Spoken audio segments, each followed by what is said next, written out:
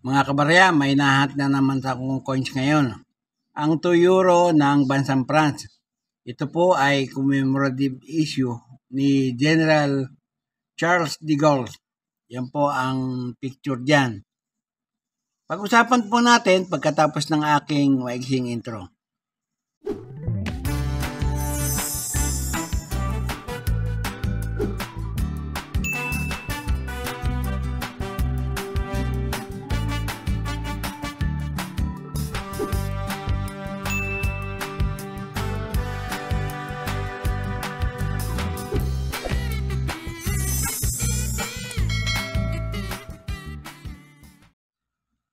Magandang araw sa inyong lahat, lalo na sa aking mga kabarya at kapwa kolektor.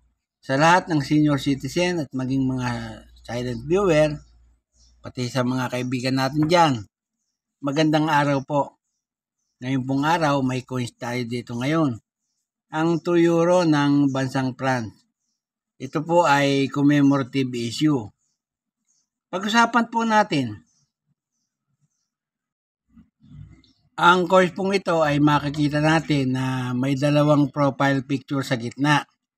Yung una pong picture ni Charles de Gaulle ay nagre-representa nung siya ay general pa. Yun. Nakikita natin yung malaking nakaanino. Tapos yung pangalawang picture niya, yun ay picture niya nung siya ay hahabol na ng presidente ng France. Tapos yung nakapaikot na star, 12 star po yan, ay lumalarawan sa 12 unang miyembro ng European Union. Ang lettering pong nakasulat ay Latin.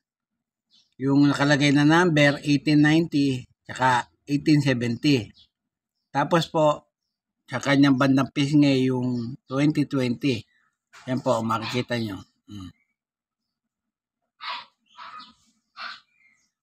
Yan po si Charles de Gaulle.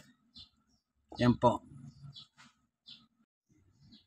Ang engraver po niyan ay si Joaquin Jimenez.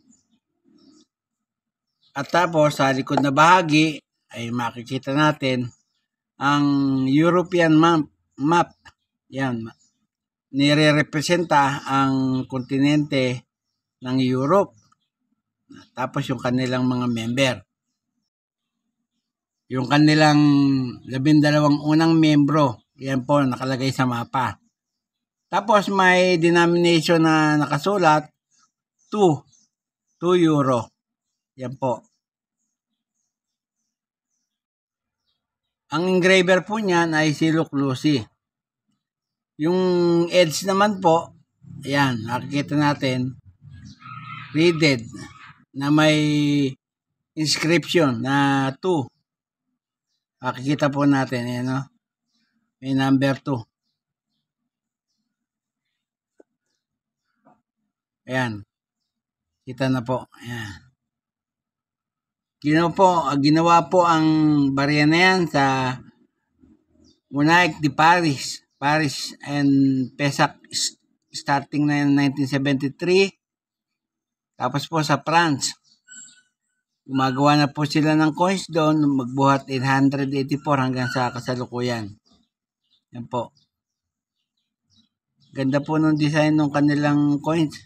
Kahit sa edge, maganda. Yun nga pong barya na yan ay galing sa bansang France. Fifth Republic, magbuhat 1958 hanggang sa kasalukuyan. Circulating commemorative coins po yan, ang taon 2020. Ang value niya, 2 euro. Ang katumbas sa Philippine peso, 124 pesos. Ang currency nila, euro, magbuhat 2002 hanggang sa kasalukuyan. Ang composition by metallic. Nickel brass sa gitna at copper nickel sa yung labas na bahagi ng barya na yan. Tumitimbang po ng 8.5 grams. May diameter na 25.75 mm. Ang kapal niya, 2.2 mm, makapal po. Ang hubog niya, makikita niyo naman, bilog. Milled ang technique na ginamit at medal alignment ang orientation.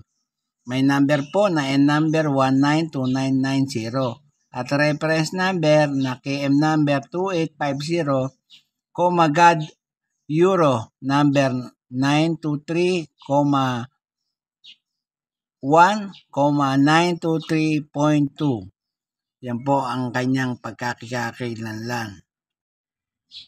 Dito po sa Animista, may mga presyo na po. Yan.